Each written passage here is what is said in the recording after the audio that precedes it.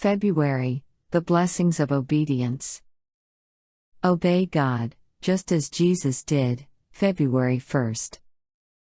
This is the love of God, that we keep His commandments.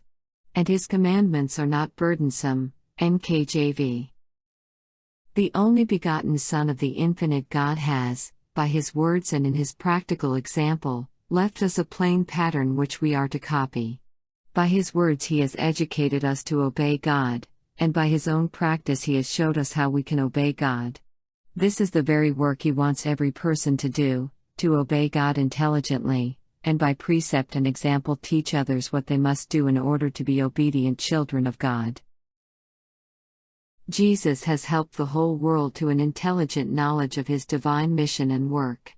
He came to represent the character of the Father to our world, and as we study the life, the words, and works of Christ, we are helped in every way in the education of obedience to God, and as we copy the example He has given us, we are living epistles known and read of all men. We are the living human agencies to represent to the world the character of Christ. Not only did Christ show us how we may become obedient children, but He showed us in His own life and character just how to do those things which are right and acceptable with God, so there is no reason why we should not do those things which are pleasing in His sight.